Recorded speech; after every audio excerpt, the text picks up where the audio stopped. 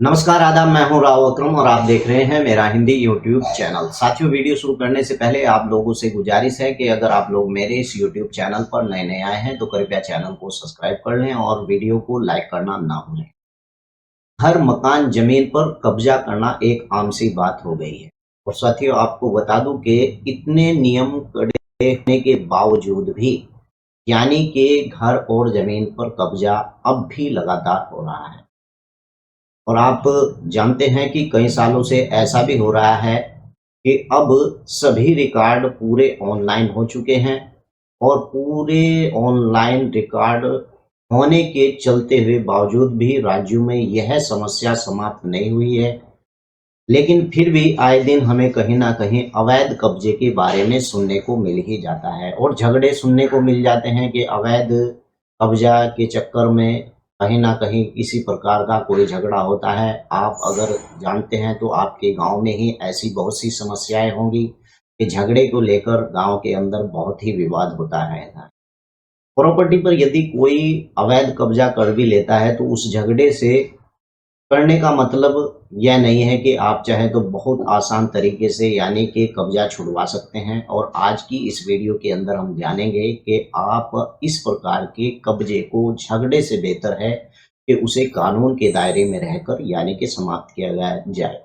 यानी कि इस मामले में जो सरकारी तंत्र खुद मदद करता है, अगर किसी की भूमि पर कब्जा हो जाता है तो सरकारी जो तंत्र होता है वह खुद ही उसकी मदद करता है, परंतु सारे लोगों को इस बारे में जानकारी नहीं होती है। बहुत से ऐसे लोग हैं कि उनकी भूमियों के ऊपर कब्जा हो जाता है लेकिन इस सरकारी तंत्र के बारे में उन्हें जानकारी नहीं होती है। तो आइए चलते हैं और इस तंत्र के बारे में, आखिर ये तंत्र क्या है, इसके बारे में विस्तार से इस वीडियो के अंदर जानेंगे। अगर आप लोग पूरी वीडियो देखेंगे तो वीडियो में बिल्कुल आपको समझ में आएगा कि इस प्रकार के सरकारी तंत्र से यानी आप अपने भूमि को यानी कि पीड़िता के पास जो आपराधिक सिविल दोनों इस तरह के मुकदमे दर्ज करने का जो विकल्प होता है और इस कानूनी प्रक्रिया कुछ लंबी हो लेकिन इस हिंसा से तो देर भली। और आज हम प्रॉपर्टी पर अवैध कब्जे को हटाने के इस्तेमाल में जो यानी कि आने वाले कानूनों के बारे में इस वीडियो के अंदर विस्तार से जानकारी करेंगे। तो चलिए मैं आपको लेकर चलता हूं अपने कंप्यूटर की स्क्रीन पर और वहीं जाकर समझते हैं कि आखिर ये तंत्र कौन सा है और किस तंत्र को लेकर आप सरकारी तंत्र से आप अपनी भूमि को कब्जा होने से बचा सकते हैं और झगड़े से भी आप बच सकते हैं। चलिए कंप्यूटर की स्क्रीन पर चलते हैं और वहीं जाकर इन धाराओं के बारे में विस्तार से जानकारी लेते हैं। साथियों, जैसा कि मैंने इस वीडियो के अंदर बताया है कि ऐसे कौन से कानून या सरकारी तंत्र हैं जिससे जिस व्यक्ति की भूमि पर कब्जा हुआ है और उस व्यक्ति की भूमि को उस सरकारी तंत्र के माध्यम से यानी कि उस कब्जे को बचा सकता है। आईपीसी की धारा 420 यही प्रावधान है इसके अंदर कि यह काफ़ी चर्चित धारा हो और इसका इस्तेमाल मुख्य रूप से यानी धोखाधड़ी अनेक मामलों में किया जाता है। अगर किसी व्यक्ति को बल प्रयोग कर उसकी संपत्ति से हटाया गया है तो कानून इस्तेमाल में लाया जा सकता है और किसी भी पीड़िता को सबसे पहले इसे इस्तेमाल कर लेना चाहिए। यानी कि आईपीसी की धारा 420, इस 420 का मतलब ही यही है कि किसी व्यक्ति ने छल, धोखेबाजी या फिर जबरदस्ती किसी की भूमि पर या फिर किसी व्यक्ति को धोखा दिया है और उस व्यक्ति की भूमि पर उसने अवैध कब्जा किया है।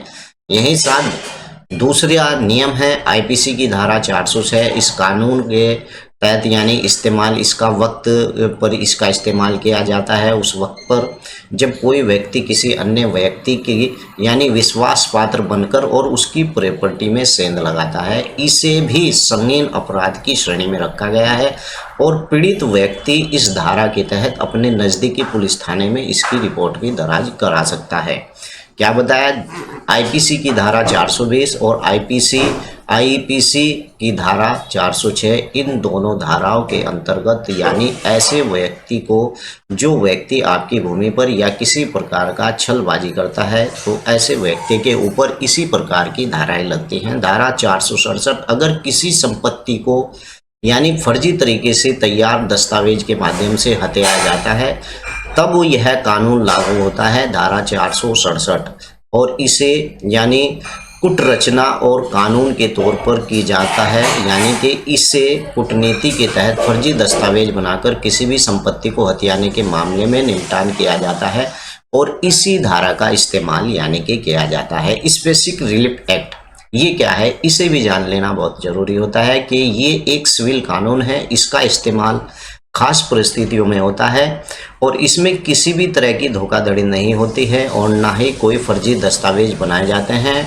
और आरोपी व्यक्ति बस मन मर्जी से पीड़ित की संपत्ति पर जबरदस्ती कब्जा कर लेता है। इसकी धारा 6 में यानी कि पीड़ित को जल्दी से आसान न्याय मिलने का प्रयास होता है। हालांकि इस कानून में एक पेंच ये भी है कि कब्जे के 6 महीने के अंदर ही इस कानून के तहत मुकदमा दर्ज किया जाना चाहिए। कौन सा?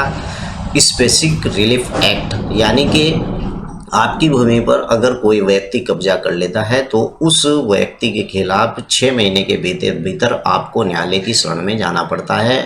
और दूसरा पेच यह है कि इसके तहत सरकार के खिलाफ मुकदमा नहीं कर सकते। इसमें जो भी उपयुक्त हो उसका यानी कि इस्तेमाल कर सकते हैं। यदि आप गलत हैं तो सरकारी तंत्र आपकी हेल्प करेगा, यानी कि आप गलत नहीं हैं तो सरकारी तंत्र आपकी पूरी मदद करेगा। तो सरकारी तंत्र आपकी हेल्प भी करेगा और आप ज़मीन पर अथवा प्रॉपर्टी आपको दिलाने की मदद भी करेगा। हालांकि इस तरह के मामले में आप पेशेवर वकील का मशवरा लें तो वो बहुत ही अच्छा होता है। तो जैसा कि मैंने आप लोगों को जानकारी दी कि अगर आपकी भूमि पर इस प्रकार का कोई भी कब्जा हो जाता है तो ऐसे कब्जे को लेकर मार मरने से बेहतर है कि आप इस कानून के तंत्र का उपयोग करें। अगर जान है तो सब कुछ है, लेकिन अगर ऐसे लड़ाई झगड़े में किसी व्यक्ति की मृत्यु हो जाती है तो सब भूमि यहीं पर रखी रह जाती है। तो बेहतर यही तरीका है कि जान से बेहतर है कि तेरी ही सही, लेकिन कानूनन तंत्र के अंदर ही इस प्रकार की प्रक्रियाओं का यानी आपको इस्तेमाल करना चाहिए और इस प्रकार के जो तरीका है इससे आप अपनी भूमि को वापस पा सकते हैं। तो चलिए अगली वीडियो में फिर हाजिर होता हूँ। लेकिन अगर आपका कोई कमेंट है या आपकी कोई जो है आपको जानकारी या फिर आप किसी और टॉपिक पर वीडियो बनवाना चाहते हैं तो वीडियो के नीचे आप लिख भी सकते हैं और वीडियो को लाइक करना ना भूलें। जय हिंद, जय भारत, खुदा हाफिज।